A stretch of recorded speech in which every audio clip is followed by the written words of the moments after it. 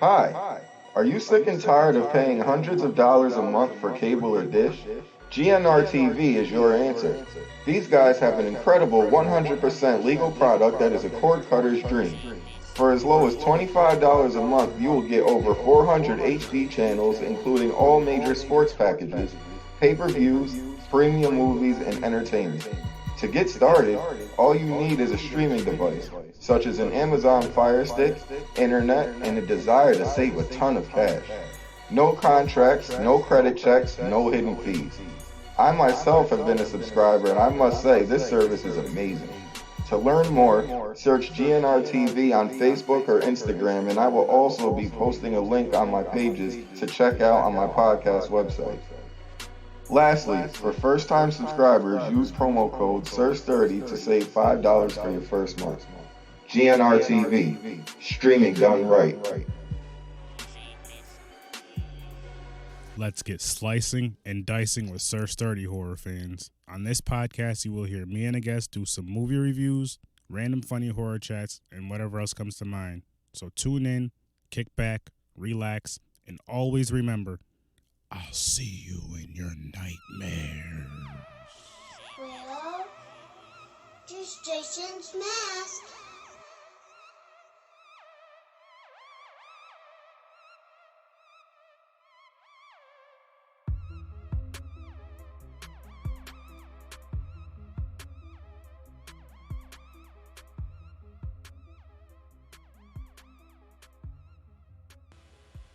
How's it going, ladies and gentlemen? I got another fun episode of Horror with Sir Sturdy. I got Whitney and Josh with me today. How's it going, you two?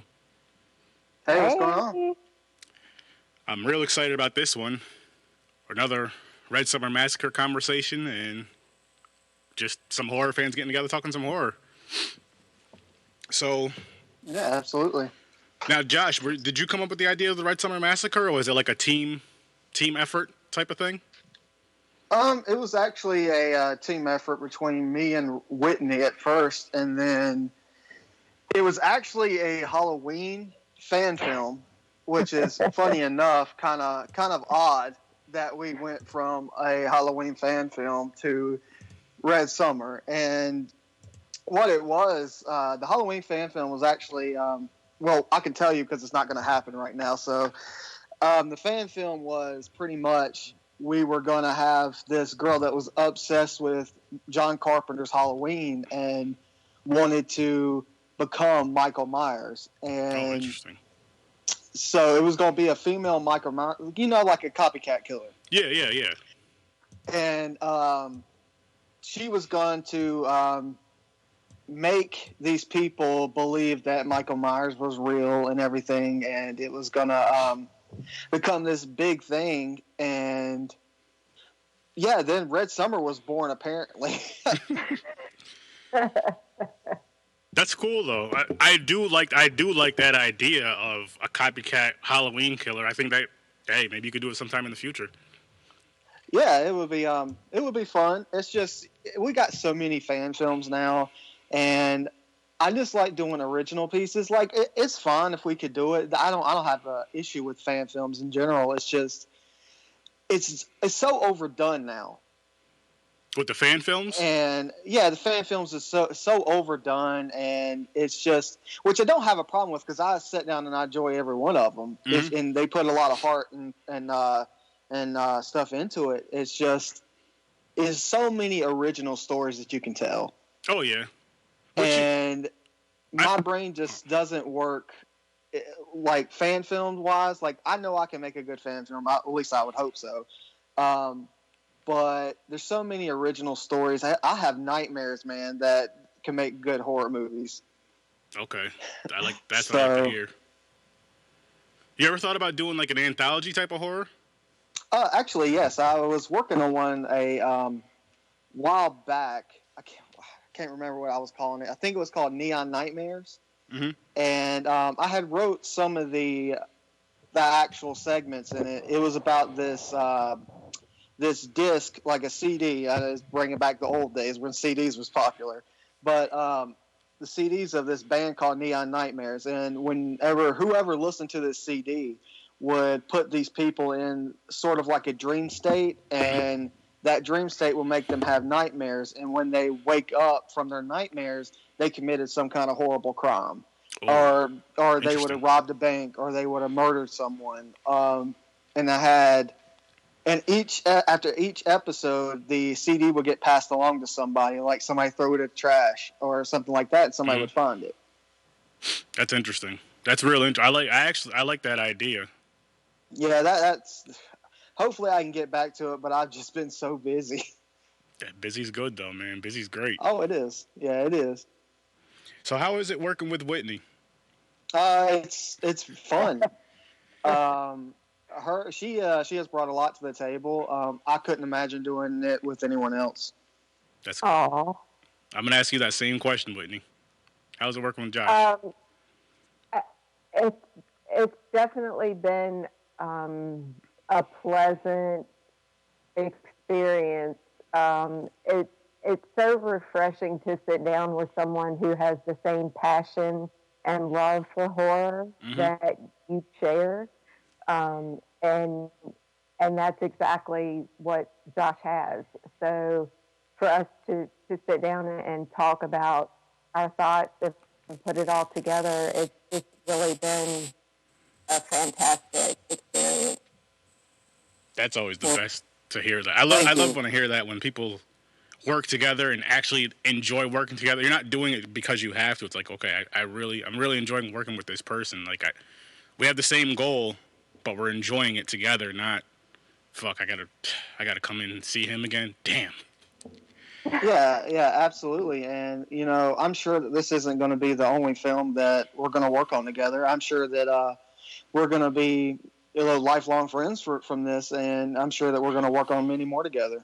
That's awesome. Absolutely. That's awesome. I've just from speaking with Whitney, as far as from the last podcast, she does have some awesome energy, which is always great for the podcast and always great for just horror in general. That awesome positive energy that you need, and it's very what's the word I'm looking for? Contagious in a good way.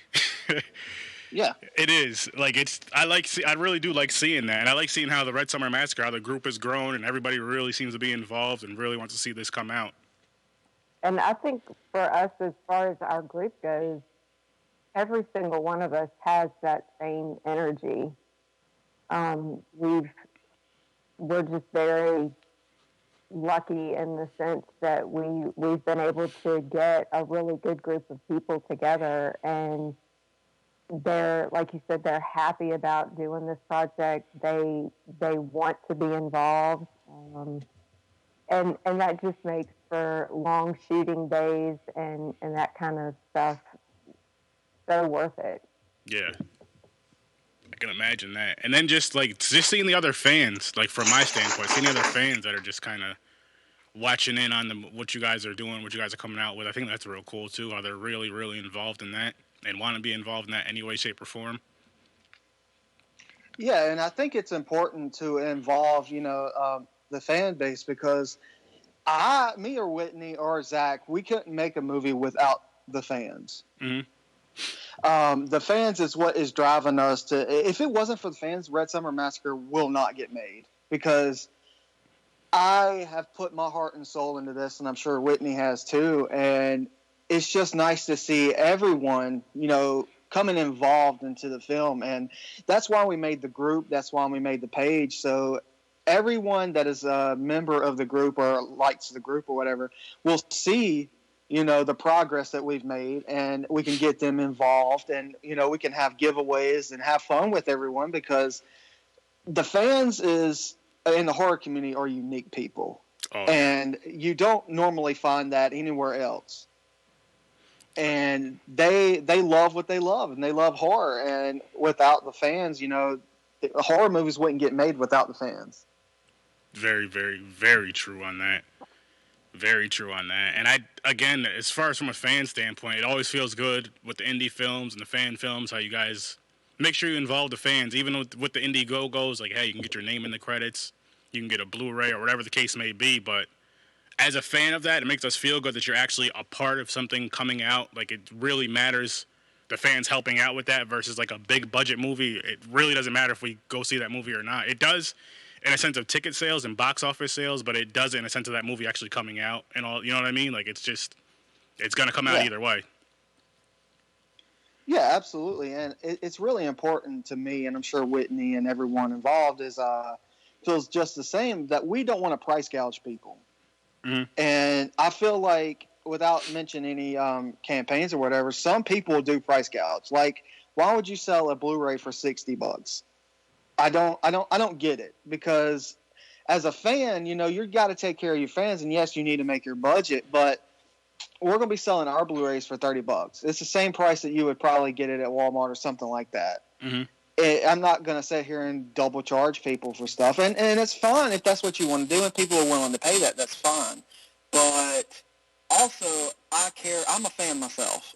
And I know that it would be almost impossible for me to pay $60 for a Blu-ray when my income is not there. So I would like to make prices available for everyone. I don't want to sell a Blu-ray for $70 when I could sell it for $30 and make just as much money. Very true. Very, very true. I mean, I guess I get it from both ends. Because some of the ones that I have seen for like 60 plus, like some of them, the whole cast signs it and all that. And I guess I get that.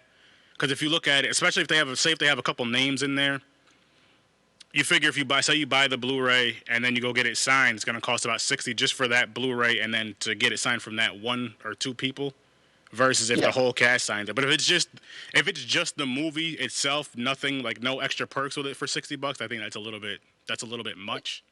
Yeah. Like, I mean, if Kane Hodder's doing a movie and he's willing to sign the movie and then Bill Moseley's in the same movie and sign it, that's another story. But I've seen some campaigns that just sell just the basic Blu-ray, and it's not even pressing of the Blu-ray. It's just made on a DVD-R for $60. And I just think that's unfair to people. I get that. So what, all right, I'm going to ask you the basic question now, Josh. What got you into horror? What got you into horror? And what's like the first movie you remember that scared you? Let's see. Let me answer the first question first, because it's a longer story. Okay. So I wasn't introduced to horror until I was probably around 8 or 9, which is still young, but I grew up watching comedies.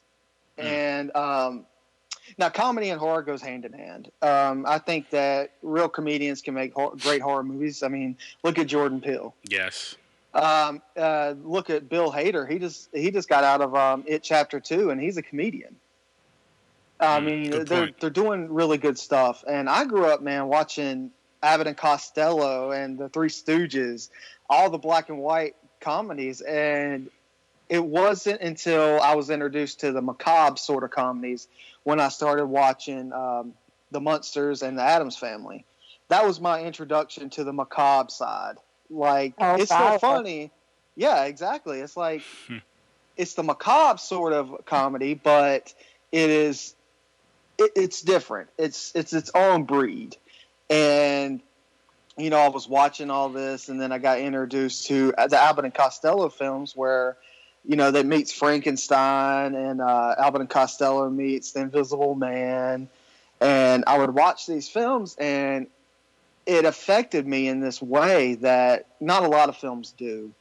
And even at 7 years old, it affected me. And then I remember my dad was a big VHS collector when VHS was popular. He had these drawers on little ball bearings that you could pull out, and it'd just be filled with VHSs, and some that he illegally recorded on old ass TVs. But he also had original VHSs, and he had this shelf that I could not get to, and it was full of the hardcore stuff like Evil Dead 2, Texas Chainsaw Massacre, Alice Sweet Alice, Cannibal Holocaust. And I got a chair one day, and I reached for the VHSs, and I picked up Evil Dead 2. And, of course, I'm 8 years old, almost 9 years old, and I'm watching Evil Dead 2, watching Ash cut his hand off. And it affected me in this way that it was very overwhelming. It was like an overwhelming emotion that I enjoyed what I was watching on screen, and I was hooked, man. Horror. That's when my love of horror began. Was Evil Dead 2. It shocked me in a good way. Yeah, yeah. And then I couldn't get enough. The next movie I watched was Alice, Sweet Alice, and that one's pretty rough for a kid too. I didn't know what was going on most of the story, but I loved the blood, and I loved how just the pacing of the film and everything was gorgeous. And one of the first movies I ever remember watching was Dracula, Bela Lugosi's Dracula, and that holds a special place in my heart because it was just a special film. Mm-hmm. But now, one of the movies that actually scared the shit out of me though was Pet Sematary. Oh, good choice. Pet Sematary affected me in a negative way, but I love it now. But in a negative way, as a kid, it startled me when the kid got hit by a truck. Okay, understandable. It was rough for me, and I just remember my mom just freaking out over that scene because I was crying, and it just affected me in this way. That scared me, not the zombie cat or any of that. But it was the kid getting hit by a truck. Which I get. I mean, because out of everything that happened in that movie, that's like that's the realistic thing that can happen out of everything. Absolutely. So I get that. Great movie, by the way. Oh yeah, Pet absolutely. Sematary. I'll be honest though, if I'm a fan of Pet Sematary, I have to say I'm a Pet Sematary 2 fan. You are? You like said? I love Pet Sematary 2, man. Clancy Brown, Edward Furlong, they just are awesome in that film. Nice. See that? I like. What's funny about horror? Like how you're saying how that movie really scared you as a kid. It didn't deter you from watching horror at all. Like for me, I've had what was it, Creepshow Part 2, the Hitchhiker movie scared the hell out of me for some.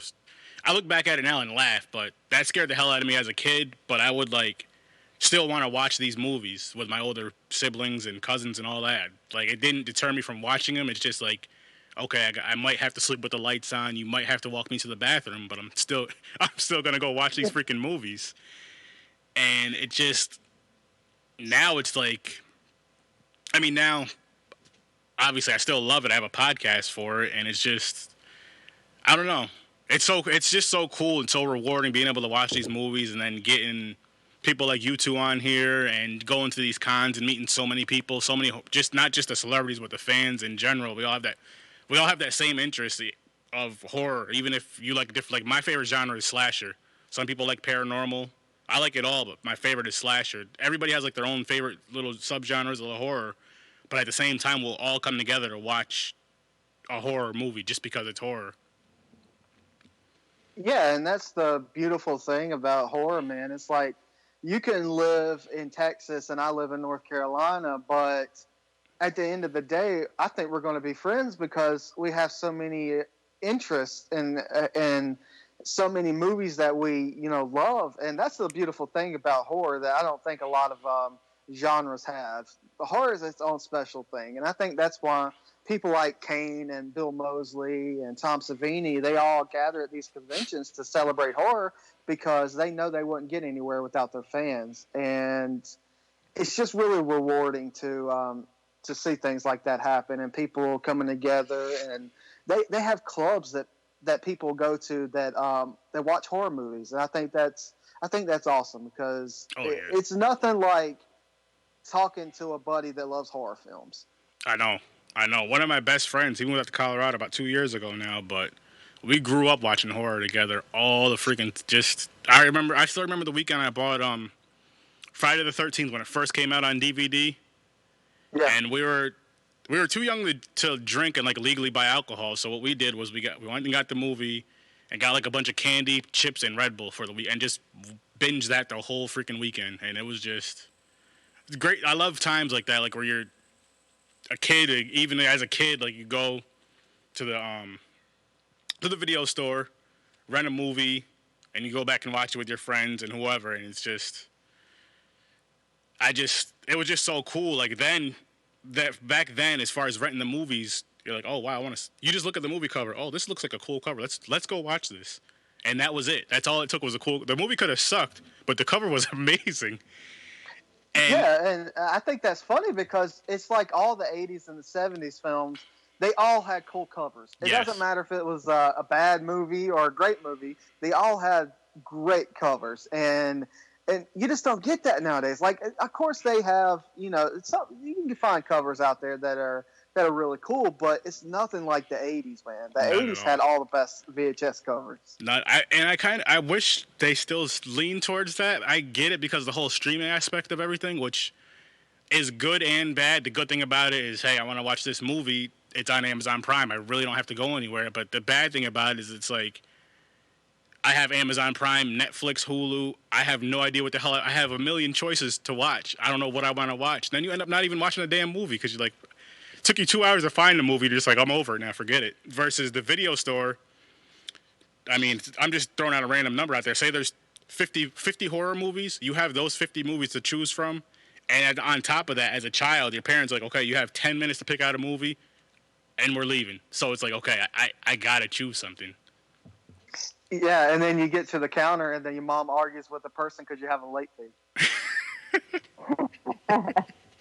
And it's usually your fault because you're like, wow, come on, just one more day. Let me play this game or watch this movie one more time. Absolutely. God, my mom used to, oh my gosh, she used to get so mad at me because I would just keep things for so long. Like I would rent a game and then, it's because games were so expensive to rent. And say they're like $3 for a one night rental and you end up keeping it for 3 nights. I mean, that adds up. Yes. And then my mom is like, good God. And then I have to hear my mom in the car yelling at me the whole time. But it's, oh man, like again, I do love the whole streaming aspect of everything because, like I said, you literally do not have to leave your house if you don't want to watch something. But at the same time, it's like, I miss the smell of the video stores and just going there, grabbing that. Because it would be like you go there, you grab that, you get pizza, you get candy, you get some popcorn, some soda or whatever. And you just have a good weekend.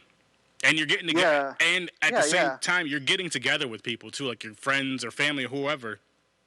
You know, around your age group, you're getting together, watching these movies, playing these games, and we don't really have that anymore. Not as much. I mean, yeah, you can play games with people online, but it's still not the same as everybody sitting together, or same thing with movies, I guess. You can kind of do like a watch party or whatever, but it's not the same as sitting there watching a movie with your siblings and watching somebody jump and you're laughing. Everybody's laughing at that person for jumping.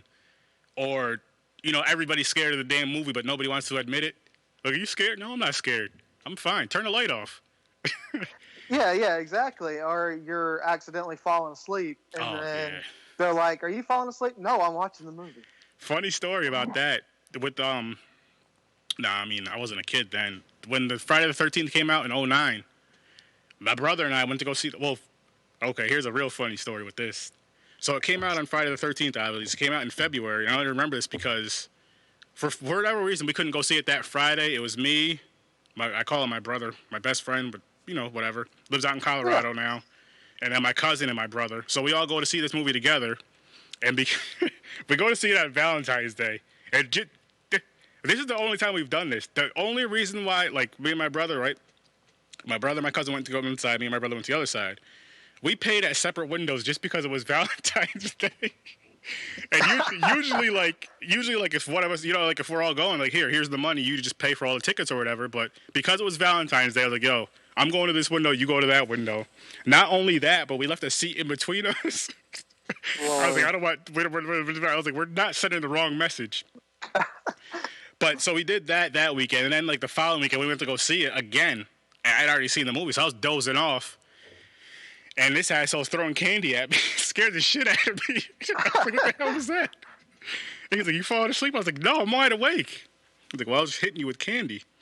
But just, like, stuff like that is why one reason I love watching movies like that with people, you know, like with good friends and all that, because you don't get those moments through the internet. You're not going to get those moments through, not that the internet's great and all, but I'm just saying you don't get those moments as far as, like, sitting in that room with your friends or your family, people you grew up with, watching these movies and messing with each other during the movie. It's the best.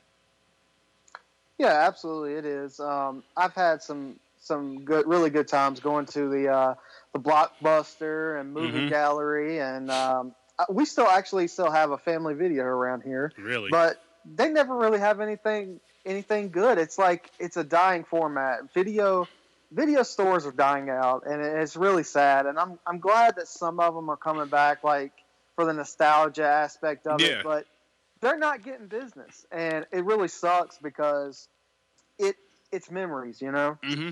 It is. I mean, it does suck though. Like just the vintageness of it. It sucks. Like I love how there's a lot of like old school video game stores opening now that's selling like regular Nintendo games and all that.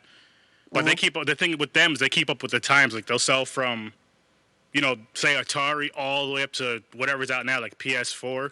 And I feel that's where the video circuit would hurt because it's like, yeah, you might have, even if you have newer movies, you still don't. The streaming aspect of it is what really hurts. Yeah. Right. Like Blockbuster before that shit to bed, if they would have bought into say Netflix or some sort of streaming service, they might have still been relevant with a store, maybe. Yeah. Maybe. And then they had that. What did they? Blockbuster released that video store, a little like Redbox. Okay. Do you remember that? I didn't know they did that. Yeah, they released that, but Redbox put them out of business because Redbox came out at the same time, I believe. And they cut all the prices down, and Redbox would beat their prices, and it just suffered from that, and then it just disappeared. It's so sad. Kids will never know how it feels to just go to the video store and grab a nice horror movie and sit home and enjoy it. No, they won't. It's rough. I love it though. What I can say what I love about the technology now is, well, for one, the podcast doing stuff like this, but it gives the fans a chance to make a movie, whether that be an independent horror movie or a fan-made film. Anybody can. I'm not saying it'll be a great movie, but anybody can do it now. Just with your freaking cell phone, you can just have a handful of friends, have some ideas, write a little script, do a little short, and just kind of throw something out on YouTube, which I think is cool, because you get fresh ideas and you get ideas from people, or even if it's a recycled idea, you get it from people who are actually really fans of that genre, not just somebody who's doing it for a check. Like they really enjoy this because they're taking their time and their money, no matter if they spend $1 or $1,000 or however much they spend, to make this creation, to do this art. Yeah, absolutely. I mean, everybody's a filmmaker. If you got a phone, you're a filmmaker. You can be, yeah. And I love just looking on YouTube, looking at, I just type in short films and I watch all the short films, because short films are a way that people express themselves without having to spend $100,000 to make a film. Mm-hmm. And you can really see the creative side to short films, and that's where the director from the new Evil Dead, I can't remember his name. I'm horrible with names. Oh God, he was the director of the new Evil Dead remake. He done a short film, and Sam Raimi watched his short film and decided to hire him for Evil Dead. Oh, nice. And it's just amazing that even directors like Sam Raimi watches short films to get talent, and it's just amazing. I like that. I like that. I never knew that, but that's cool. That gives people that shot that they always want, that opportunity they always want. You just got to go try it. Yeah, absolutely. I will say though, your guys' trailer was a fun freaking trailer. That was very, very enjoyable. Thank you. I like how it started out kind of calm, like just like a commercial you would see on TV. Honestly, like just, hey, Mom, I want to go there, and then you see the rest. Like, never mind. I don't think I want to go there anymore. Nah, man, you want to visit. I don't want to end up tied up, crying and bleeding. I can neither confirm or deny that. Yeah, well, I seen the trailer. But it did look like a good time though, as far as like just doing all that, doing those scenes and everything. That was real cool how you guys did that. Thank you. Now, was that all your creation, like your mental creation? Did that come out how? Or better question, did that come out how you pictured it? Yes. I wish that it would have. I wish I would have had a deeper voice. I thought your voice sounded good. Nah, I put this country twang on it, and everybody makes fun of me now. But it works though. I mean, if you have Red Summer is kind of, out in the country. Yeah, I guess you're right. And like as far as the first part of it goes, where it seems like a commercial, you want that friendly voice because that's what's gonna drive you to go there. If you have a voice that's gonna scare the hell out of you, like fuck no, I'm not going to that. I don't care how nice this place looks. Yeah, the initial goal was to make it exactly like that. Was the commercial that was mine and Whitney's vision, and Zach as well. It was our vision, and I think it turned out rather well. We got a lot of good positive feedback for it. Of course, we've had some bumps in the road with some issues about us being, just people trying to sabotage you. Oh yeah. But everybody has to deal with that at some point. But other than that, I thought it was a completely original idea, and yeah, I think it turned out rather well. Of course, you got Whitney tied up. What's not good about that? That was awesome. She did a great job with that. Like I liked just seeing her in that small. I don't remember how long that clip was, but in that small clip, you've seen like it seemed like real fear, which was awesome. It didn't seem like it was acted. It seemed like real fear, like really being uncomfortable and really not wanting to be there. Not that I want you to be uncomfortable, but you know what I mean. Like you really did not want to be there. It looked like shit. This sucks. Get me out of here, type of thing. Well, we knew, since I have the morgue table in my dining room, we knew that we kind of wanted to incorporate that somehow. So when Josh and Zach and I started talking, that's kind of how it all came together. And they were like, what if you just lay on the table like you're bound, gagged, throw in a little bit of blood, and then there you have it. It was great, though. It was great. And the best thing about that scene is, like you said, it doesn't feel like she was acting. It felt like she was actually tied up, and that was the whole thing that we were going for. Like, we wanted it to make it seem like a snuff film without actually being a snuff film. Like, you know how people accidentally record over stuff? Mm-hmm. Well, that's how we kind of imagined it. Like, somebody had accidentally recorded over this film, and somebody had found it, and they played it, and the commercial, and then the whole tied up and bound thing. And I think Whitney done fantastic, and that's exactly why she's acting in the film. That's another thing I really, really liked about it was the whole VHS tape over. I'm like, okay, what's about to happen now? The first time I seen it, I'm like, something crazy has to happen, and it was wild. It was wild. And then I like how it went from the calm, friendly, cool, let's go here, to never mind, let's not go here, to back again, like, oh, this looks like a good time again. Yeah, exactly. And that was the goal. We're trying to get people to come in, but unfortunately we had the bound and gag situation, so I don't know if people are going to visit Red Summer now. You never know. Some people are into that kind of stuff, but I guess you're right. I don't think they know about the whole, like, listen, when you're tied up here, there's no safe word. You're going to die after. This isn't, the fun stuff. Yeah, we should advertise it as a BDSM place. There you go. That's how you hook them in there. And then, you hook them up to stuff. Yeah. But like I said, though, the trailer really was done well. And I can't wait to see your guys' next trailer for this movie. That I'm excited for. Well, hopefully, we're not very sure on it, but we're going to try to get it out before February 7th, before our Indiegogo campaign kicks off. We're going to try to do, it's like a clip trailer. We're going to have this one scene, and of course we're going to throw in a couple small scenes in it, but it's going to be a full scene that you're going to be able to see from the film if we can get everyone up here and everyone ready to do it. That's interesting. I can't wait to review it again. I'm already thinking about it. Well, what we have in mind, I think you'll like it. It's going to give it's not going to give too much away in the film, but you're going to get to see I'm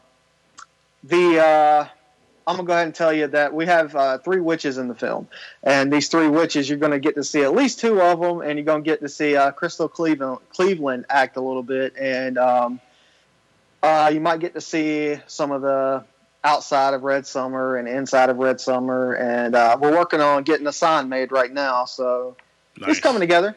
Nice. Yep. This is gonna be good. I can just feel it's gonna be a good movie. Well, you need to come down and visit the set, man. Believe me, if between work and finances, if I could, I would. You're not the first person that said this to me. I'm just like, if it was that easy, I'd be visiting all these indie horror sets that people are like, hey, you should come check it out. Okay. Look, well, how about this? When the film is made, we're going to send you an exclusive copy. How's that? That's beautiful. That's beautiful. I will have a request. I would love for you guys to sign it. Yeah, absolutely.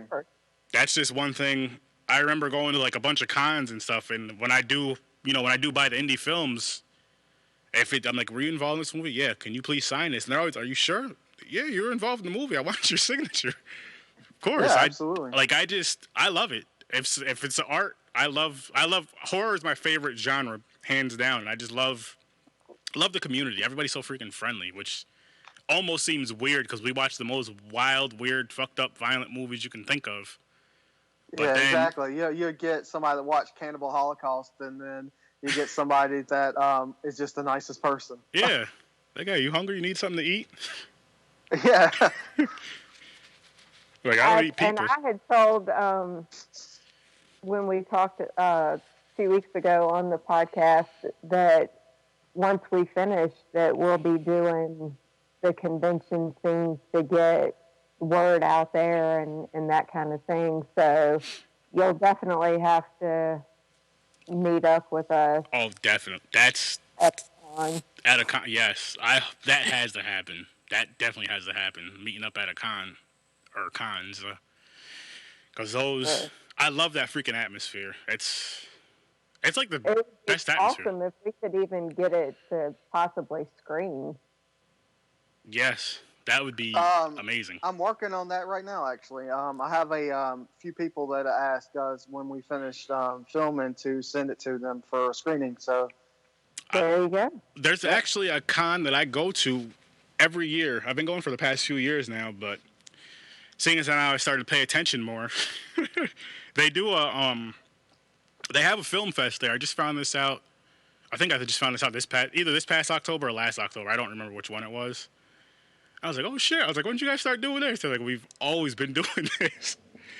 So it's Scaricon. Oh, okay. And they do it in October, but like once they haven't announced anything yet as far as the con, it's way too soon. But once I hear something, and if you guys are done, I don't know anything about Film Fest. I don't know anything about sending people to the movie or whatever. I don't know how any of that works. But once I can get information as far as when or who, well, I know who you got to send it to. I'll let you guys know that. I'll give you the guys' email and all that.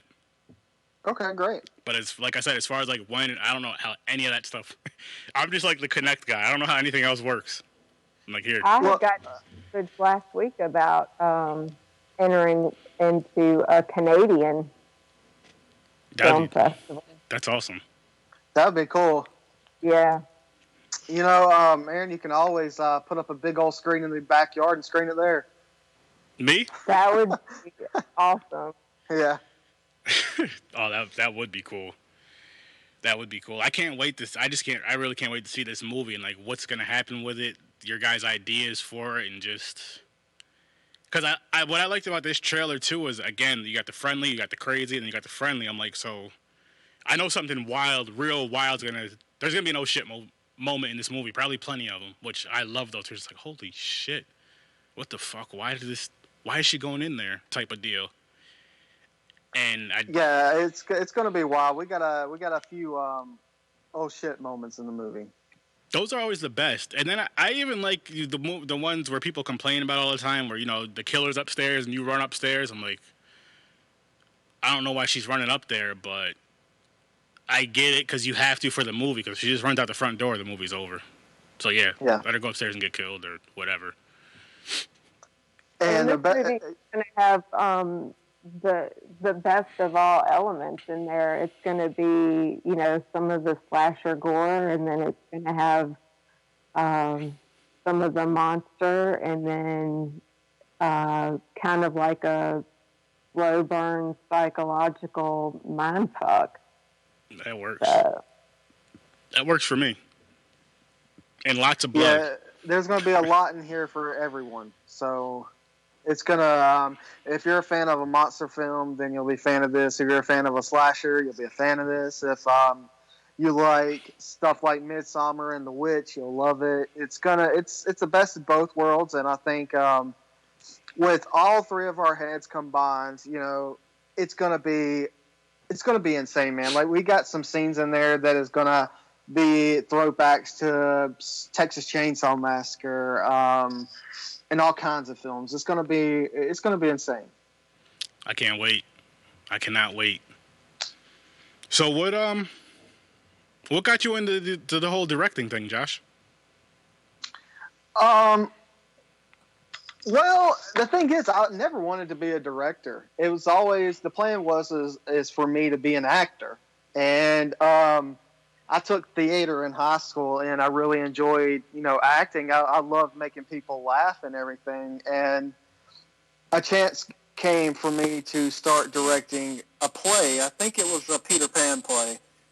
And that was my first real intro to directing. And I loved being behind the camera and telling people, you got to swing from the rafters, you have to go over here and do that. And I just loved it because I saw my vision come to life. Even though it was Peter Pan and it was all written down and I had a outline I needed to go by, but I still put some elements of my vision in there. That's cool.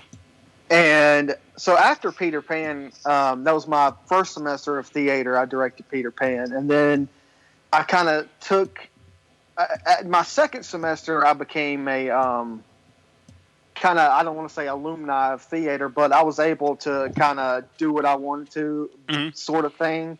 And so I would direct these skits. And I mostly directed comedy skits, but then I started getting into the horror and the comedy and then just plain horror. And it was fun, man. I loved every second of it. Of course, some of my skits fell so flat, it was not even funny. Like, some of them were just terrible. And it's my first real introduction to people booing at my skit, and then people applauding my next skit. And it was just, it's a really nice thing to make people laugh and to make people scared. And I just loved it. And I wanted more of it. And here I am directing my directorial debut, and it's amazing so far. That's awesome. Do you guys have a date set of when you want the movie out, or at least shop in the film fest, or? Not at the moment. We're hoping that we can film the actual the whole movie within 12 days. That's the goal, is 12 days, because we don't want to take people, because some of our actors are from California and Las Vegas, and we don't want to bring people down here to set for 2 weeks, 3 weeks at a time, because everyone has a life, Yeah. Understandable. But the plan is that we're going to film it in 12 days, even if it's got to be broken up to where we film 5 days here, and then 2 months down the road we'll film another 5 days. Just as long as it's not too far apart, because we do have the seasons and everything to worry about. But hopefully we can have it completed and we can at least talk about distribution before December. I think it would be nice that people can order this film for Christmas and stuff like that. So we're gonna push for getting it all completed and out this year, but we're not even gonna start filming until the end of August. So it's gonna be a push, but if everyone can, I think we can make it happen. I agree. Yeah. And a lot of pickup shots and stuff like that can be done without the bulk of the cast and so forth. Yeah. Where are you guys shooting? Lexington, Virginia, over there at Whitney's farm. That's awesome. Yeah, that's really she was cool. Kind enough to lend us her farm so we can destroy it. Yeah. It's perfect. It's 400 acres. It's basically like what the commercial is. It's all of those things. See that? I like that. That's awesome. And one of the best things about it is we're going to try to limit the green screen. Like, we're going to have to use green screen for. There's one specific scene that we're going to have to use a green screen just because we don't want to put actors in danger. Mm-hmm. But it's not going to be anything that you won't notice the difference because we're going to take. It's pretty much not a still shot, but a B-roll shot. Mm-hmm. And the way we're going to do it is set it up to where there's not a lot of green screen being used, but we can't have people jump off the side of a cliff. No, I don't think that's a good idea. So we're going to try to limit the green screen, hopefully for just that one scene. But hopefully it looks really good from what I can tell. I hope it's going to look really good, but just about everything is going to be practical, and I'm really pushing for everything being practical. But I can't put actors in danger. No, understandable, and I respect the whole. Well, first of all, actor safety is one, and then two, what horror fan doesn't like practical effects? We all love exactly. it. We all love it. I know I do for myself, and the beautiful shots are just simple. And we're going to have from the seasons that we're going to be filming, it's right there at August, and it's going to be beautiful. And we have my brother-in-law actually has a drone that is going to be shooting with us. He's going to come down and shoot some over the tree shots and stuff like that, like chasing through the wood shots, stuff like that. So it's going to be really cool. He's got a really good drone for that, and it's going to be exciting, man. It's going to be a beautiful time of the year, I think, at least. Hopefully it doesn't rain. Of course, we can't set Whitney's barn on fire. She won't let us do that. So that's where she draws the line, huh? She draws the line at fire. Damn. Oh, man. Mm-hmm. But we still get to have, like, an outdoor fire pit scene and that kind of thing. Yeah. So. Maybe she'll change her mind. Well, even if she doesn't, I'm just going to walk over there and just catch it on fire. There you go. And then Whitney's going to be freaking out that I set her barn on fire. I'm like, look, it's for the film. It's for the movie. It's for the movie. Just deal with it. That's cool, though. I mean, you guys are shooting it on her farm, which I'm sure saves a ton of money. I don't know how any of this stuff works as far as the filming goes, but it saves money, and I'm guessing you don't have to get permits for certain things because it's right on your own property. Yeah, that's going to be it's going to save money in the long run because I looked at a plantation place for one of the locations before I contacted before me and Whitney had consulted about it. I contacted the plantation because they had a good amount of scenes that I would want to shoot there, and they were asking like $5,000 a day just to shoot a movie, and that was on the outside, not even the inside. And I just couldn't imagine doing it anywhere else. Plus, her farm is, from what I've seen pictures and everything, it's beautiful, and it matches exactly what we're going for. That's good. That's good. And that time of year, the corn is going to be full growth, so that just adds an extra element of the creepy factor. Yes, because I've never been in a cornfield, and I do not plan on going in one. After watching Children of the Corn, I'm going to get caught by one of them sneaky bastards. I'm good.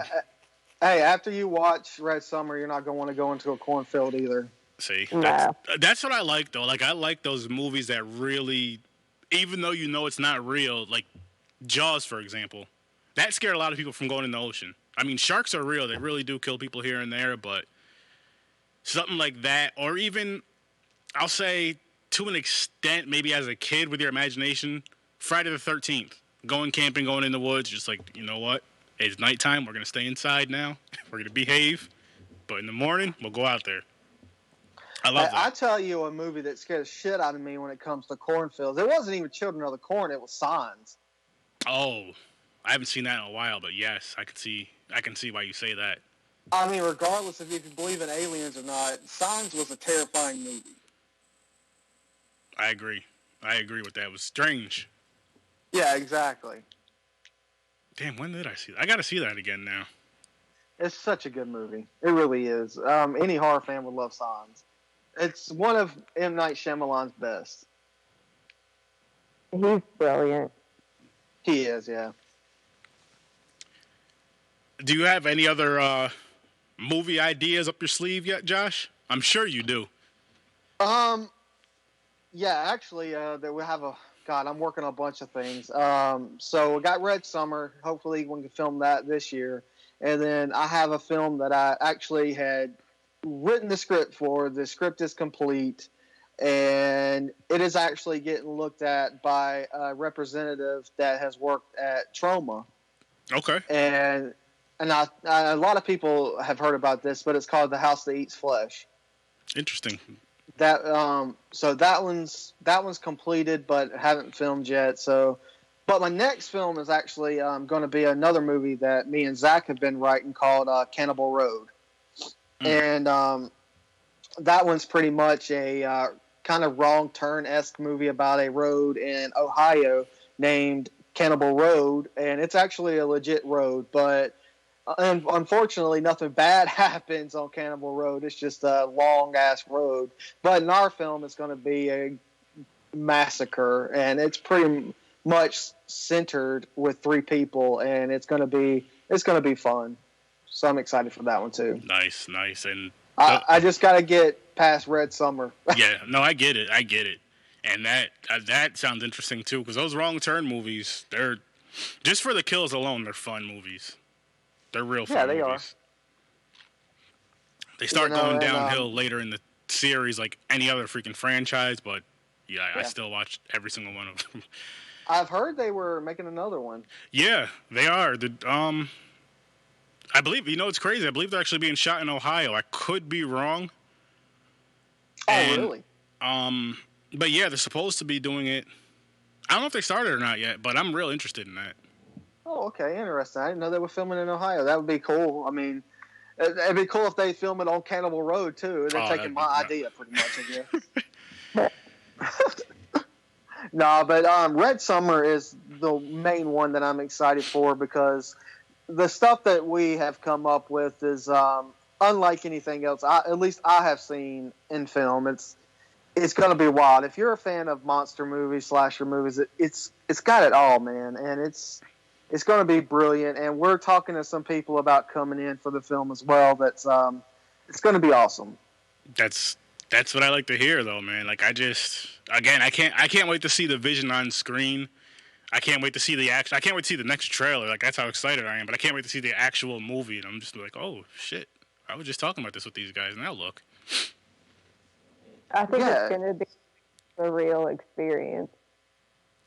Yeah, and we got 3 people, me, Zach, and Whitney, that are working very hard on this film. Zach is working his ass off right now trying to write the script because I'm a visionary. It's hard for me to write stuff because I see it in my head, but as far as putting pen to paper, it's rough for me, and I don't know why. Now, I have written scripts. I started out as a writer, but for this film, I think Zach has the talent because he loves cinema, he loves horror, and some of his favorite movies are cinematic horror, and that's kind of where we're going with this. Not to say I don't love grindhouse feeling movies and stuff. Those are awesome, but for this particular film, I want it to be a surprise. Like with a title like Red Summer Massacre, you're probably thinking it's going to be a grindhouse film, but I can guarantee you it's not going to be exactly a grindhouse film.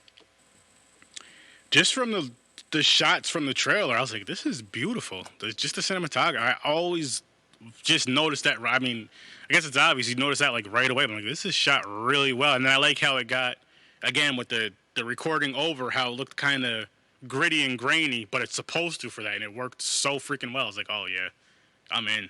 I'm all in for this one. Yeah, and I think it's important to have a really good DP, and because you don't want to watch a film that doesn't have good DP work, but has good acting. It's one of those things that needs to blend well together. Mm-hmm.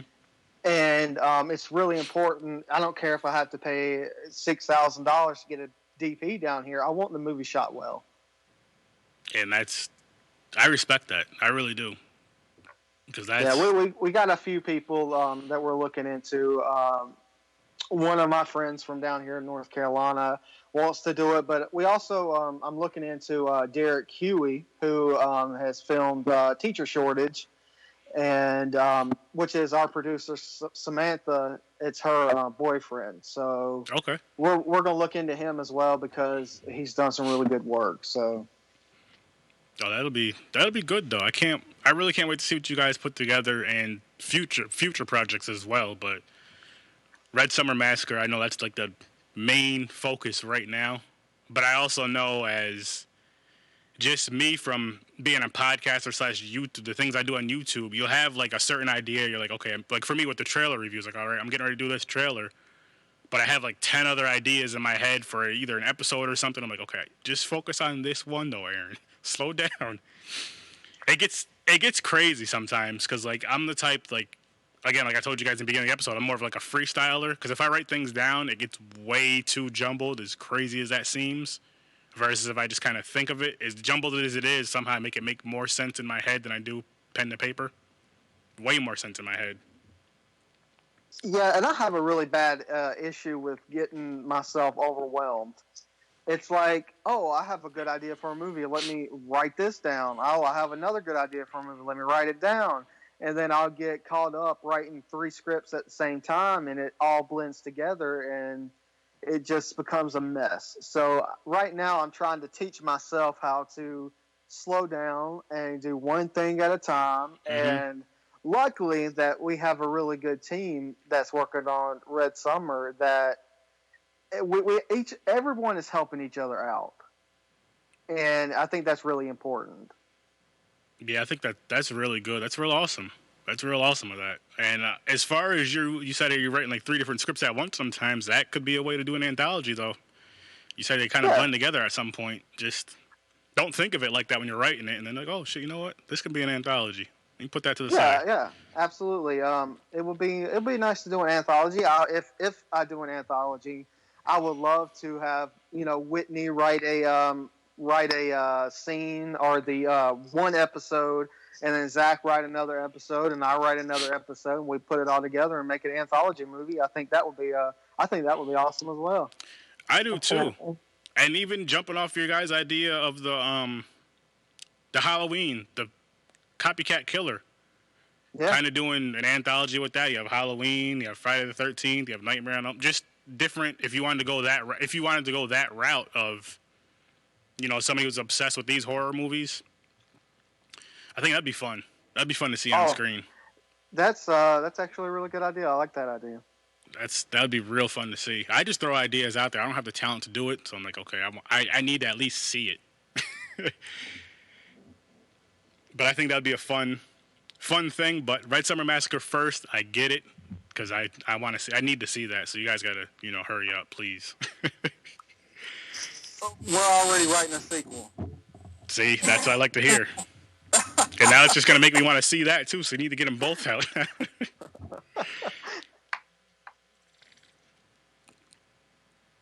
What's your goal as far as like directing though? I mean, like long-term goal, like where do I see myself kind of thing? Yeah, and I don't necessarily mean financially, because everybody financially wants to be like financially set. I just mean like your personal goal, like something you'll be take finances out of it, like something you'll be very proud of, like that goal you'll be real proud of that you have to achieve. That's more important than money. Personally, everything is better than money. Family is better than money, but if you were asking me, where do I want myself to be? Where would I be proud at? It would be seeing my movie in Walmart. Okay. It's something as simple as just seeing directed by Josh on the screen, or something that gets fully made, and just seeing people taking selfies with my movie and meeting people who say they love my movie. That's where I see myself in the future. That's all I want. I don't want to be a millionaire, because more money, more problems. I'm a simple guy. I live a simple life, and I just see myself walking into Walmart, seeing my film sitting on the shelf and people buying it, and that's my goal, man. See that right? I like that answer because it's a real, excuse me, it's a real humble answer instead of being like you didn't even I said nothing with finance, but you didn't even mention like just being like, say the most famous director ever or just like well known. I just want to see my movie in stores. That's awesome right there. Like I respect that a lot. And, yeah, if I could just get Red Summer made, and even if that is the only film that I ever make, just as long as people like my movie, I'm fine with that. I can retire on that. See, and that's good. That's great right there because then it makes I think it makes people want to see your work more than, and there's nothing wrong with wanting to be the greatest, wanting to be rich and all of that. But I'm saying I look at it like if you take that out of it, as far as wanting to be rich and famous, if that's the only reason why you're doing something, I don't really see people achieving that or putting their all into it. Because it's gonna be like, look, I want to do this. I want to be the richest person doing this, and the most famous person doing this. But you're not gonna really put your all or put your heart into it because once you don't see those instant results, you're gonna give up. Like I didn't reach my goal. Even if it's say Red Summer Massacre, if that was your goal, that's your first movie, that's your only movie. It may or may not be your best work, but I'm saying like if that's your main goal, you're not really gonna go anywhere with that. Versus what you're just saying there. I just want my movie in Walmart and Target. I just want people to enjoy the movie, to enjoy the experience, and I can be happy off of that, no matter how much money I make off of it, or how much I have to put into it. People, if I see my movie in Walmart, I'm good for life, man. I mean, that's awesome. just it's something about that to me. Like that's my long-term goal. I don't care if it takes me 10 years. If I see my movie in Walmart, I mean, that makes it all worth it to me. And growing up, I never had the best role models. My family grew up poor, so I don't know what it's like to have money. Of course, now I work for what I have, and I've built what I have with my bare hands, so I know what it's like to put in the work. But I didn't grow up in a wealthy family, and my parents never followed their dreams. Or my dad worked for the city; he worked construction, and my mom drove a school bus. I mean, it's not like my family grew up as a famous director or anything like that, and I never have had anything handed to me. I've had to work for everything I have, and I think people that grow up humble like that, they're the ones that's going to be rich and famous without the money. Yeah, I get what you mean. It's the people that grow up in these type of backgrounds that they know what it's like to put in the work. They know what it's like to chase their dreams, and they don't care about money. They don't care about fame. I don't care if not one person knows my name. Yeah. If they like my film, they can say they hate my film, but they watched it. That would be amazing to me. Just have eyes on the screen. And I like that. I like that a lot. And going back to what you're just saying, how you didn't grow up, in a famous family, rich and famous family, that could be a really good thing in a sense of like, say if your parents were the biggest directors out there, horror directors, and then you go and do that, then everybody's like, okay, now you have to live up to what they did. If you don't, no matter how successful you are, if you're not at least as successful as they were, people just this sucks. Well, his dad and his mom did this, and he just did this. Like, oh, come on. It's a waste. People, I'm not saying that it would be a bad thing if you grew up in an environment like that, but that's a lot of pressure. That's a whole lot of pressure versus someone who just, you grew up a regular, normal life, you love horror, and you're like, I want to try something. And here's my vision. Yeah, absolutely. And I feel like, now again, not speaking for everybody, because there is a lot of rich and famous people that grew up rich and famous that bust their ass as kids. Their parents make them like, look, I earned this, you need to earn this too. Yeah. But as far as like for you, I feel you'll be way more appreciative of your film coming out, getting into stores versus, way more appreciative of it than if you had the financial backing and all that. If you grew up rich and it was just like, boom, all I have to do is call so-and-so, he lives down the street. So-and-so is my neighbor. I can just call these people and get this done. And it's done like that. And it's going out there. Exactly. And this is an experience for all of us. I mean, we're going to have to put in the work, getting the crowdfunding. And it's not like I can call up someone and say, hey, give me $15,000 to make this film. We're all going to have to work our asses off to get this money. And it's the experience that I'm looking forward to. Even if even if we don't make our budget, I'm still going to make the movie. Even if I have to take out a loan, if I have to sell my car, if I have to sell something, I'll do it. If I have to sell my testicles, I'll do it. Oh man, see, I couldn't. Because I have faith in this film. I have faith in my cast. I have faith in Whitney. I have faith in Zach. I have faith in all of them, and it's just an amazing experience working with all these amazing people, and it has made me a better person just knowing all these people, and it's amazing. See, and I love how humble you are, though. That's so awesome. Like, you're just like, it's not just like, okay, this is my movie, this is my idea. You're talking about your whole team, which is awesome. And I mean, again, like I had Whitney and Mia on a few weeks ago, and those two were just same thing, so humble, so nice, so friendly, and they're talking about everybody as a team, not just me, which, again, I feel like that, in the long run, it brings you a lot further than just being about yourself and worrying about yourself and, like, riding people's coattails to get to that position you want to get to, and then you're acting like you did it on your own. You're just like, no, this takes a whole team. This takes a whole network of people. It takes the people that are directly involved in the movie, as far as just everything involved in the movie, and then you're like, it also takes the fans to help this come out. It's not just me doing this, which I just think it's great. I love it.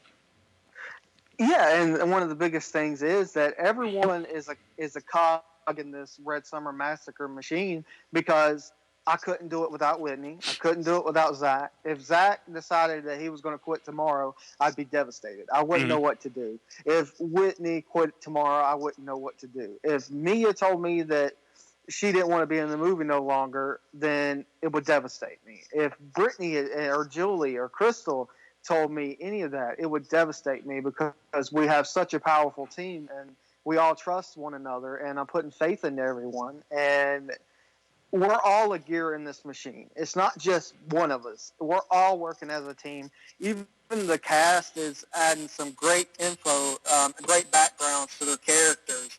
I've talked to each one of them individual. I've kind of gave them some homework to kind of study to get their characters right. And I like that. Yeah, exactly. It's something like Quentin Tarantino does. I'm not trying to be Quentin Tarantino, but he brings out the best in his actors. And I think that's really important. And like I said, it's not about me. If Mia came to me tomorrow and said, I can't do this film, I couldn't replace her. Mm-hmm. If Whitney came to me tomorrow and said, I can't do this, I have something else going on, I couldn't replace her. It's because we've all built strong bonds, and we have all put our heart and soul into this. I just couldn't do it without them. And it's not about me. I can quit tomorrow, and I think everyone can make the movie still.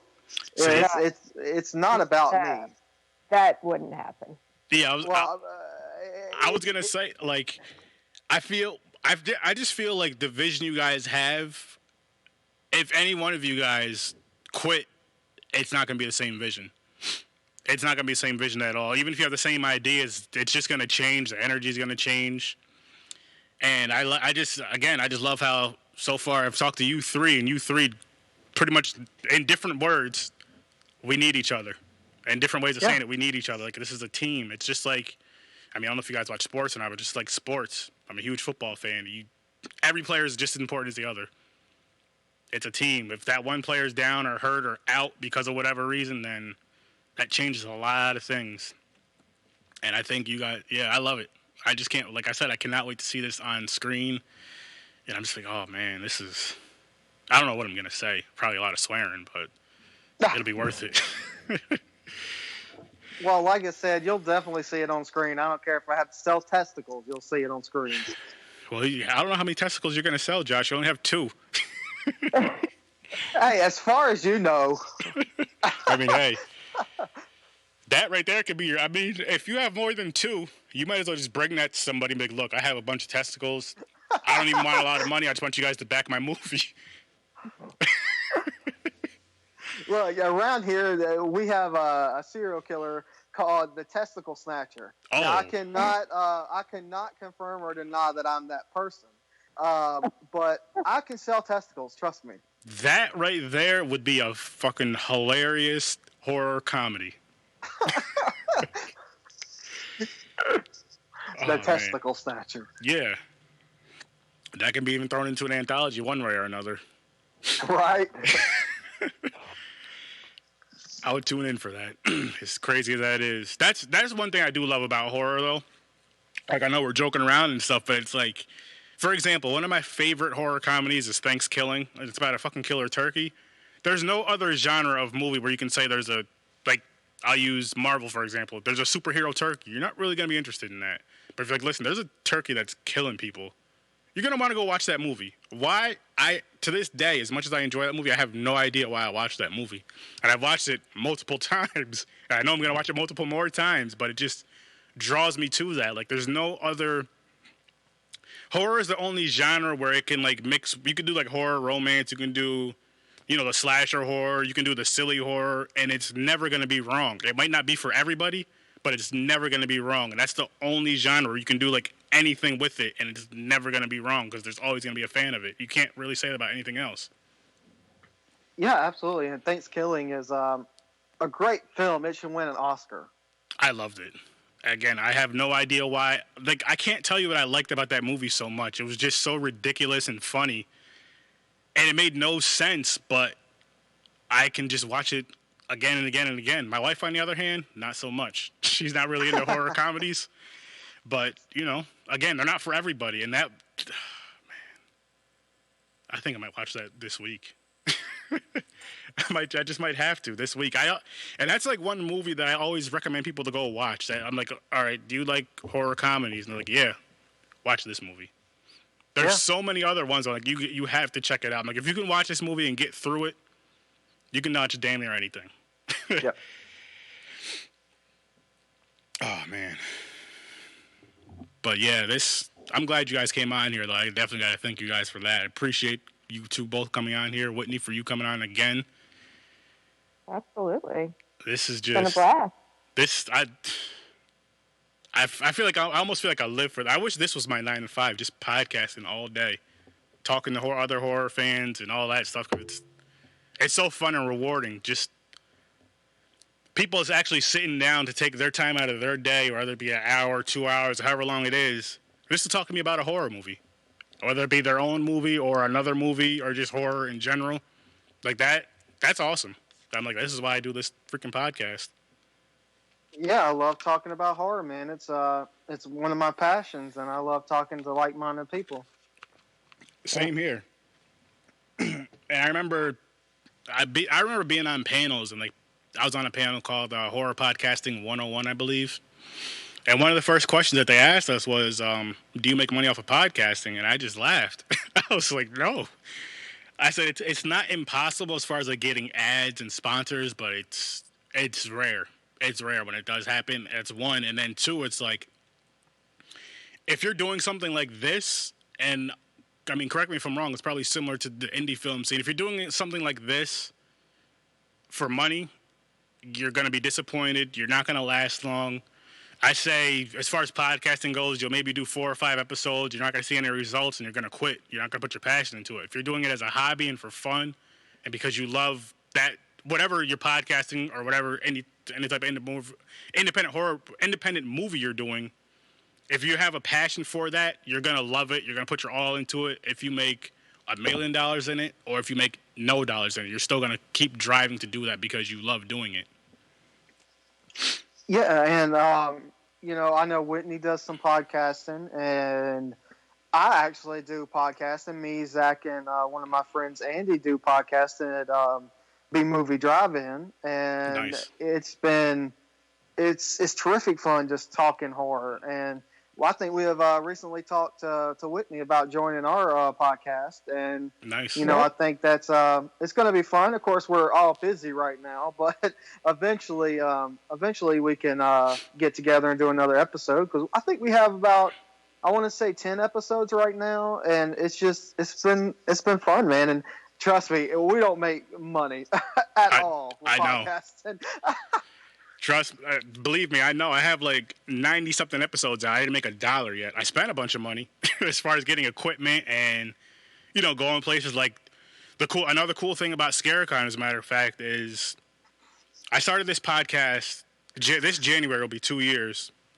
So last January, of 18 was, I dropped my first episode and all of that. And that October, there was ScareCon, and I found out, a few months ahead of time that I can get a media pass for my podcast. And they give you 2 media passes and a table for free. And I was like, holy shit, that's fucking awesome. Why not go and do that? And that right there is just a way to network. You meet a bunch of people, which I got to meet a bunch of cool people and just get them on here and or at least get them to listen to it at the very least. And I think like stuff like that I just love. Yeah, absolutely. It's loads of fun, and hopefully I get to experience the con life, because I'll be honest with you, I've never ever been to a con. Oh my goodness. Oh, You're gonna love it. Yeah, I'm gonna give you some advice for the cons. This is if you're financially able to do it, I'll tell you 2 things. One, if you can afford the VIP party, again, finances are all set to where you can more than afford it. Do the VIP. And my 2 things, if you're a collector like myself, and you see a Pamela Voorhees for $90 in the box, buy it. Don't skip over that and then get mad at yourself. What has it been, like 5 years now? Because you didn't get that. But seriously though, like if you're a collector and you see something there, and especially if it's just that one item there and it's a decent price, and if you can afford it, again, you have to get those. I tell people this all the time because you'll be kicking yourself again, like I said, 5 years later because you didn't get that thing. And the only issue with it was the box was a little dinged up. It was between $90 and $100, and I was just like, I left the con like I should have just freaking grabbed that. It was so stupid of me not to grab it. I don't remember I'm sure I bought some cool stuff, but I don't remember what it was that I bought. So yeah, I learned my lesson. Yeah, I'm really excited to do it. I just never have been. It's like one of those things where I have the money and everything. It's just things come up and you just can't go. And hopefully before, because I doubt that, I can't remember which ones are next, but I think Days of the Dead and there's a Monster Mania or Monster Party or something like that. Those 2 are coming to North Carolina next year, this upcoming year, 2020. Nice. But hopefully, me, Whitney, and Zach can all go to those as a group, and we pass out flyers for the film and stuff like that. That would be awesome. That'd be great. I'm telling you, you'll have it's like a kid in a candy store. Like it's at the point now, like when my wife goes with me, I'm like a child, so I have to give her my money because I just go in there and just start spending right away and end up broke before the day's over. So I'm like, look, you hold the, she's like, I'm going to hold the money. And if there's something you really, really want and you really feel like you need to have it, besides my autographs, like I'll get my autographs taken care of first, then we'll do that. Because every year, these past few years, we'll both bring a chunk of change or whatever. Mine's gone within the first day, damn near. She still has money on the 3rd day. I'm like, what the hell? So I'm like, all right, you hold my money because you know how I am. Like even money to eat with, because I'm like, okay, do I want this sub? I'm hungry, I didn't eat all day, or I should save these extra couple of dollars to get this figure over here because this is gonna last longer. I can bring this home with me. The sub, that's gonna be gone. Let me get this. Yeah, I can't wait. I just can't wait. It's definitely it's definitely an experience. I feel any horror fan, if you're a real big horror fan, you should definitely try to go to at least one convention in your life. And after that one convention, it's like the Lay's potato chips thing. Once you have one, you're gonna want more. Or tattoos, you can't just have one. And that's how it is with cons. I think even more so with cons, just because, like I said, the atmosphere is so different. Like, I've been to horror conventions, I've been to Comic-Cons. Horror conventions blow them out the water just because with horror conventions, I feel everybody that's at that con, nobody was dragged there. Like, how sometimes couples go to the Comic-Cons and it's either the boyfriend or the girlfriend that's really into it, and the other one's just going kind of for brownie points. Yeah. Horror conventions, it's like the complete opposite. People who are there actually want to, even if they're afraid of everything that's there, they really want to be there, which I just love. And you could just tell by the atmosphere, by the attitude. You can tell by when you walk into it, you can just feel the energy. It's just like, this is going to be a great time. And so far, I've had a great time at every single con I've been to. There's a couple of celebrities who you just like, whatever, but you don't let that ruin your weekend. Yeah, and I think that's one of the big things. Like, I'm so scared to meet some of the people who I idolize, and if they're going to be a dick, you just never know. Like, they could have a bad day, and it just makes your experience subpar to what it should be. And I think that's why sometimes I just choose not to go, because some people that I idolize, like meeting Tom Savini would be great, but I've heard people have horror stories from meeting Tom Savini. Yep. I've heard the same thing. Like, he's not really not necessarily mean, but he's not really a people person type of thing, I guess. Yeah. Which, either way, I mean, I don't care. I would get his autograph just because all the awesome stuff he did. Yeah. But then there's some, like, I had what the hell was it? The two main guys from Scream. I've heard a lot of nice things about them. Matthew Lillard, is that one of them? Yeah, Matthew Lillard and Skeet Ulrich. Yes. I've heard some great things about them, especially with, like, children. They're really good with children, this, that, and the third. But with my own eyes, I've witnessed them. My brother, so I think one of them, I don't know if they were just walking around the hall or whatever, but my brother was like, hey, how's it going, da-da-da. And he was like, if you want to talk to me, come talk to me and get an autograph at my table. And stuff like that kind of rubs me the wrong way. And then there was I heard, listening to another podcast, someone was saying how him and their girlfriend met one of them at a VIP party, and they were pretty much the same way. Like, they want to sit down and have a drink with them, take selfies and all that. That's what the VIP parties are all about. And the guy was like, come to my table tomorrow, get an autograph, and get a picture for $80. And shit, like, I'm just like, you're really going to act like that? You might as well just keep your stupid ass home, because you're in Scream, which, it's good, but it's nowhere near one of the best horror movies ever. And the funny thing, like, I'm weird because there's certain people who I guess I would kind of, not necessarily definitely, but kind of take the attitude from. Like, Kane Hodder is my favorite slasher, favorite horror icon of all time. So for him, I would kind of take it, but I've met Kane Hodder in person, and he's nice as shit. So it's like, come on now, you're really not that big of a deal. Robert Englund, I've met him before. He's pretty nice. He didn't act like that, so it's like, you guys were in Scream. Relax. Yeah. And Scooby-Doo. Yeah. I just don't care how, then again, I don't even know if I'd want to spend my money if people act like that all the time, because it's like, it rubs you the wrong way. It's like, I'm spending my hard-earned money to get your autograph, something that I'm a fan of, and you're going to treat the fans like that? Fuck that.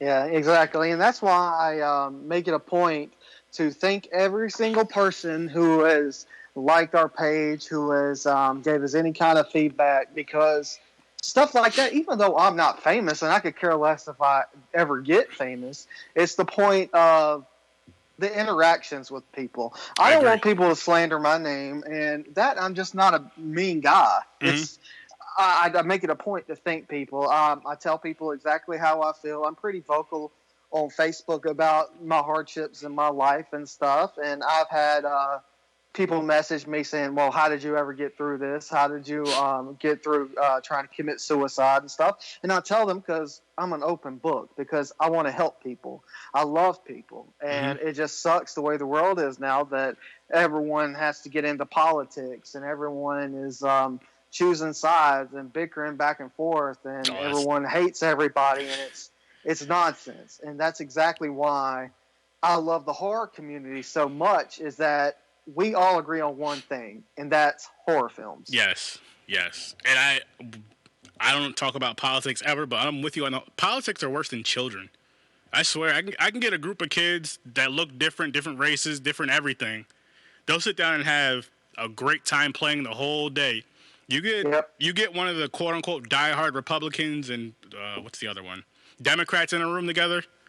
They'll be acting like children the whole day, just arguing the whole time about something that's to me, it's kind of pointless. I'm like, you guys are arguing about this, but you really have nothing to do with it.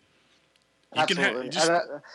That's why I rather tell people to watch horror films and listen to politics. And then people comment, politics is horror. Yeah, but still, I'm telling people, let's all get together, watch a horror film, and stop talking about politics. Exactly. Because politics is going to do nothing but divide us. Exactly. And I mean, at the very least, with a horror film, say if it's us three reviewing a movie, if one of us doesn't like it, that's perfectly fine. I'm not going to, you're a snowflake because you don't like Friday the 13th. Like, That doesn't even make any damn Absolutely. sense. And we can all sit together and actually have a conversation about why I didn't like this film. Yeah. And no, I'm not going to say everybody is like that, but some people are pretty opinionated, because I remember that I had posted something on Facebook that I got crucified for about Rob Zombie, because I didn't like 3 from Hell. I ended up having to take it down. Oh, God, it was rough. But it was... Not everyone is going to agree with you, and I think we all need to have open minds and open opinions about things so we can sit down and have just a nice conversation without arguing. I agree, unless you're a fan of Nicolas Cage, because he just needs to stop what he does. You might not know this, Josh, but me and him have, even though we've never met, and he doesn't even know I exist, we've been having issues for the past couple of years, and he's trying to ruin me. So, what? Yeah, he is. Well, I'll tell you why. I believe he's going to be cast in another horror movie. He was in the Mandy movie, and I have great friends that I love to death, but they're assholes. They know how I feel about Nicolas Cage, so of course, I have the horror podcast I review movies. What do we review? Mandy. And I know with this next movie he's going to be in, I don't know what the hell it's called. I believe it's horror related though. They're going to want to do that, and I'm going to do it. I'm going to give it my honest opinion, but it's just I just wish he would just knock it off. Do something different. Nah, I can't agree on that one. Oh, no. You're a Nicolas Cage fan, Josh? Dude, he's my favorite actor. I hope you're joking. No, man. I love him to death. He puts his heart and soul in everything. He puts something into everything. I don't know if it's his heart and soul. I'm so glad he's not going to be in your Red Summer Massacre movie, because that would... I'm not saying that I wouldn't watch it, but I would definitely talk shit about his parts. No, man. Look, he's the one that's coming in. He's the one that's going to have a part in the movie. You can't do that. You already know what he's going to do. He's going to yell for no damn reason, make stupid faces, and probably do his own thing and not even follow the script. That's how I feel he does in every movie. You're right. I'm like, Nick, what are you talking? We're not talking about the same movie. What are you doing? You just did this character 46 times. Stop. But I can't knock his house because people keep paying him to be in movies. So, I mean, he has that. That's the nice thing I can say about him. Other than that, no. Damn. I don't see me and him getting along at all. Like, he can give me his autograph, and I wouldn't even accept it. I'm like, no, I don't. I'll throw it away right in front of him. Like, I don't want this. Damn. I just can't. I did like Gone in 60 Seconds, but that's because the beautiful cars and the beautiful women. And I liked Face Off, but I seen that as a child. I seen both of those pretty much as a child, so I could have been way off with that, or maybe not. But I'm sure we all have those actors or actresses we just cannot stand, and mine is Nicolas Cage, hands down. Damn. That sucks. He's just the same in everything. I got a question for what's one actor or actress you just cannot stand watching in a movie? Oh, God. I can tell you somebody who I absolutely love that everyone hates. I can tell you that one better. Yeah, Nicolas Cage, I know. No, Kristen Stewart, I think, is phenomenal in anything she's in. What was she in? I don't like everyone just like jumps down her throat because she was in Twilight, but I think she's fantastic. Okay. What about you, Whitney? I have to say Jennifer Aniston. You don't like her? No. No. See, that's fair, though.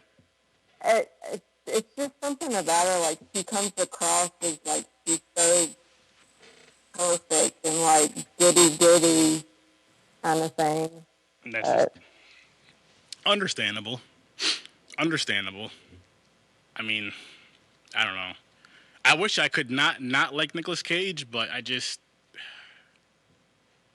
just one of those things. Maybe me and him need to have a sit down and patch things up. You definitely need to. Wouldn't that be hilarious if I just walked up to him one day, somehow I walk, like, look, Nick, we got to end this beef. Like, who are you? What are you talking about? Or he'll start yelling. And if he starts yelling, then I don't know what's going to happen. I'm going to start yelling back.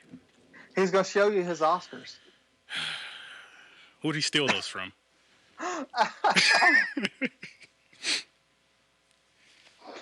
Oh man, this was such a fun time though. I really, really appreciate you two coming on here, and I really cannot wait to see this Red Summer Massacre, Josh. So you got to hurry up.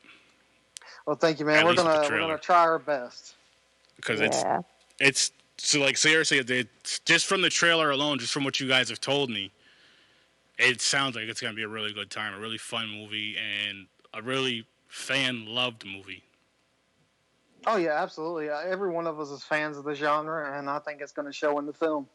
And that's the best part. That's again what I love about the indie horror scene and the fan film scene, which I do not know the difference. If you guys can explain that to me, but I love how like people that are making these movies are really fans of the genre. Again, it's not just trying to make money. It's I really love this genre, so this is what I'm gonna do. Yeah, absolutely. And I hope we do a good enough job so everyone likes it. Oh, you will. You will. You're gonna have haters, but that's fine. I look at it like if they're talking good or bad about you, they're talking about you. Someone can say they hate. Hey, I've seen the Red Summer Massacre. It was the worst movie I've ever seen. Now, us being horror fans, you're gonna go check it. Just because somebody said it was the worst movie you ever seen, you're gonna go watch that movie and be like, "What the fuck? This was awesome." Hey, even if someone says that, that's one of the best compliments. At least they've seen it. Yeah.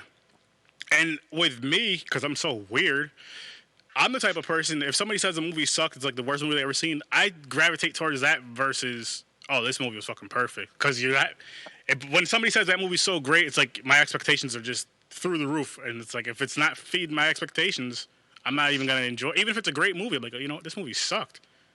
Yeah. You told me it was going to be this, that, and the third, and it sucked. But you told me this movie sucked? This was fucking great. Look, if I go on Amazon and I see that my movie got 1 star, but it was 2,000 people gave it 1 star, I'm still gonna be happy because 2,000 people see my film. Exactly, and that's how it should be, though. I mean, people are checking it out. At the very least, people are checking it out, talking good or bad about it.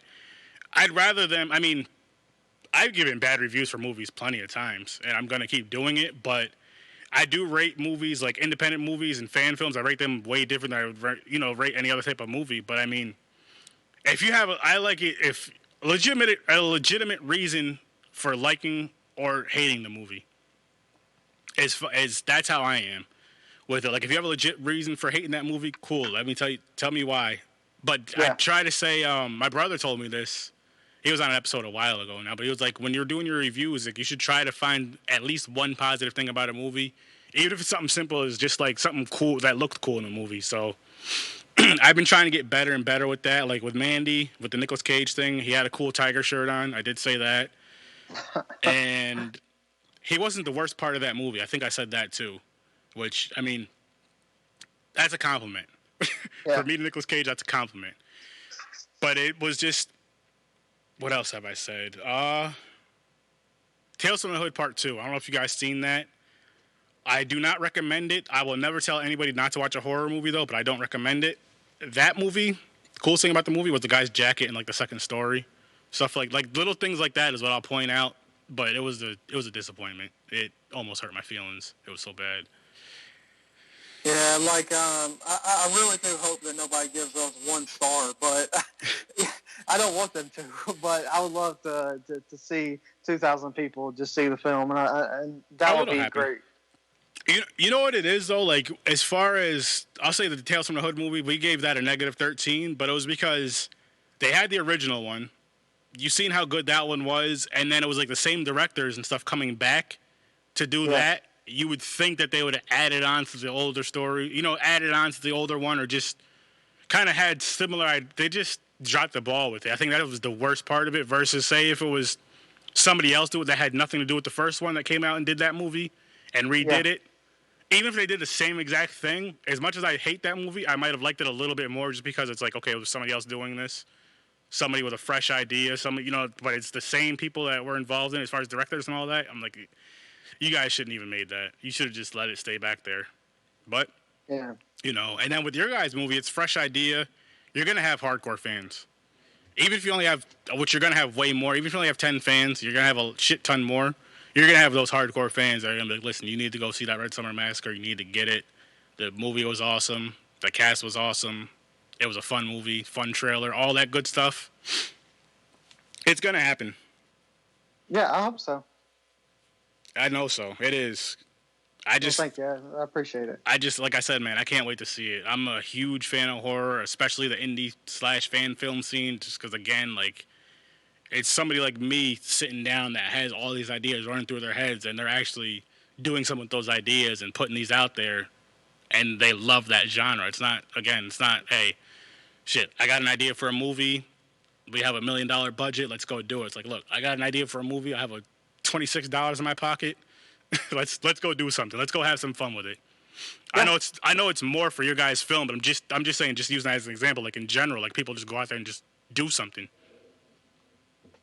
Yeah, and that's what we're making it a point, to post things on our group page and everything, because we want to keep people involved. We want to keep people, looking at our group page, say, oh, well, Blu-rays are only $30, or a poster is only $10, and you get it signed by the whole cast, and taking polls for what's your favorite horror movie of the year and stuff like that. Getting people involved is really important, and even if everyone that has been a member of the group, where I think we're at 1,000 people now, even if they gave $5, that's $5,000 we put into making the film. I agree. And I don't know. I think we're pushing for our budget, and I think that I think we'll get it. I have faith in our crew, our cast, and this whole system we got. So I think we'll get there. I do too. And again, like I said, from somebody who, when I can, as far as back in the Indiegogo goes, like you're saying, the Blu-ray's only $30. That's not bad at all. And then just as something simple as like how people just pay the $5 to get their movie in the credits, or their name in the credits. Little stuff like that, making the fans involved one way or another really does help a lot. And that's me speaking as a fan, because you see some campaigns where it's not really like an Indiegogo, it's more of like a GoFundMe type of thing. Yeah. And I don't do it on purpose, but it's like, I don't really tend to click on those as much as I do the Indiegogo thing, where it's like, okay, well, I can get, look, when this movie comes out, I'm going to get this Blu-ray. Versus you going, I'm not saying that's the money for the GoFundMe, because I know it is going towards that movie, but you're not really seeing anything from it. You know what I mean? You're like, okay, well, I'm putting my money towards this, but what am I getting out of it? Yeah, the movie's going to be made, but it'd be cool if I put this $30-$40 towards this and I get a Blu-ray from it or something. And, the Indiegogo, I love that route. So I feel like if what you guys said you're going to be doing, that's going to be a really good route. Yeah, and I'm sure we're going to have little bundles and stuff like that for people who wants a poster and a Blu-ray and their name in the credits. We'll put a little bundle together, and I think that's really important, making everything affordable for people. I agree. I said, again, being as a fan and not being rich, having Nicolas Cage money, I love it that you guys make stuff affordable. Right. It's the best, man. And like I said, I wish you guys the best. I really have high hopes for this. And I think it's going to really do great just by the way you guys all stick together and just have like that family aspect to it, as far as just being like a real big team and sticking with that. That right there will take you a long way. Well, thank you, man. I really appreciate it. You're welcome. And I'm just excited. This is what I wake up for, I feel. Just to hear new ideas for horror, see new ideas for these movies, and getting to talk to people like you guys again. That's awesome for me. I'm like, okay, these guys are going to be in this awesome movie, either directing it or being in it. They're connected to the movie one way or another, and I get to talk to them. That's awesome. Yeah, I can't wait for you to see it, man. It's going to be awesome. I can't wait either. And is there anything you two want to plug before we get out of here? Or just go see the movie, Red Summer Massacre. We're going to be filming it in August, hopefully, and our Indiegogo is going to be running through February 7th. I think it's going to run for 3 months, and just $1 will help us out. 50 cents will help us out. It all goes to the blood. It all goes to the promos. It all goes to the actors, the DP. None of it gets put in our pockets. I could care less about making a dime from this movie, just as long as this movie gets made. I like that. Exactly. I love that, actually. You got anything you want to add to that, Whitney? I agree 100% with what Josh said. It's the support from all the fans means everything to us. Mm-hmm. So that's who we're doing it for. So we can't wait to show you what we've been working on. See, and I can't wait to see it. I've seen the trailer and then bits and pieces what you guys are allowed to say, but I'm just like, I just cannot wait to see the actual vision of it. And I know it's going to be great. Thank you. You're welcome. And again, thank you guys both for coming on here. I greatly, greatly appreciate it. I had a great time, and we got to do this again sometime. We definitely have to do this again. Yeah, it was fun. I really enjoyed it. And I will say, actually, I'll talk to you guys after. Let me close this up, and then I'll talk to you guys right after because I have a couple things I want to tell you guys. Okay. But thank you for the fans that are listening to this. Definitely go check out the Red Summer Massacre Facebook group and check them out on YouTube. Check out that trailer. Check out my trailer review for the movie. If you listen to my podcast and somehow you still don't know where you can find me, which I am not sure how yet, I'm on every podcast platform for the most part. iTunes, Spotify, Podbean, and any other one that's out there. I'm also on YouTube, so check that out. I have a Facebook group and a Facebook page called Horror with Sir Sturdy. Please join that and just keep talking some horror. If you ever want to be on an episode, shoot me an email, horrorwithsir.sturdy. Again, that's horrorwithsir.sturdy@gmail.com. Again, thank you for listening, and as always, I'll see you in your nightmares.